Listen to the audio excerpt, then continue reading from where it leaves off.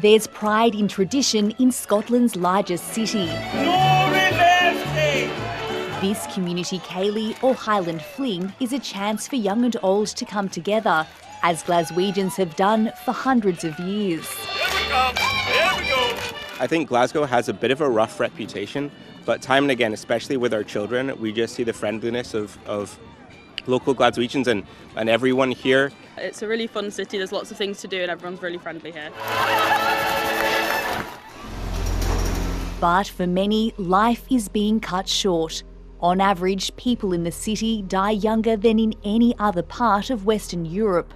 1 in 4 men won't make it past their 65th birthday. It's not a mystery, okay? It's because of high levels of poverty. There are all sorts of different bad decisions made by different governments, which in effect meant that people in Glasgow were living in much worse conditions. When the UK's Conservative government took power from Labour in 2010, then Prime Minister David Cameron introduced severe cuts to public spending. Reducing spending will be difficult. There are programmes that will be cut. There are jobs that will be lost. The austerity measures continued under his 4 successors. Funding for welfare, local councils and critical social services was slashed.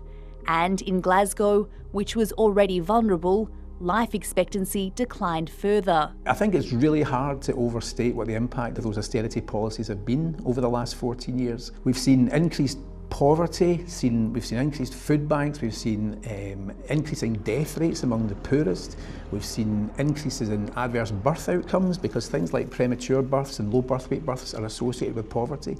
There's been a profound change in society. The trains it's a nice journey. 83-year-old Margaret Carlyle lives in sheltered accommodation. She's been in Glasgow most of her life. Everything is more expensive. When you go out for your shopping now, it's a lot more expensive than it used to be. £10 doesn't get you very much now. It's led Margaret, who has voted for the same party her whole life, to question her allegiance. It's very hard to make a choice, very, very hard. I really don't know what difference that a new government would make. Downing Street, number 10, Sunak's Den, boo, give it!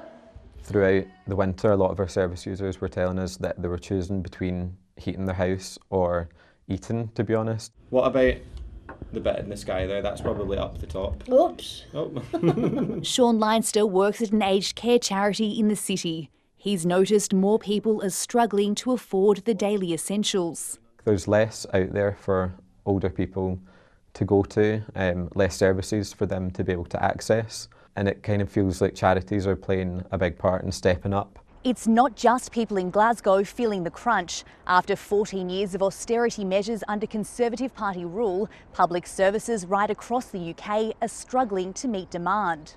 What's happened in Scotland and Glasgow is the same as what's happened in England, Wales, Northern Ireland, that kind of levelling off, the kind of stalling of improvement and then the worsening among the poorer populations. That's the same everywhere. The dire decline will be a major driver for voters at the election next week. Polls predict a Labour landslide. Even in Scotland, where the Scottish National Party has towered over politics for the last decade, Labour is expected to pick up dozens of seats. I'll be doing anything to vote the Conservatives out. To me, Labour feels more likely to invest in stuff that matters to me as a university student. Hope that a change in government might improve prospects for life in the city. Michelle Rimmer, ABC News, Glasgow.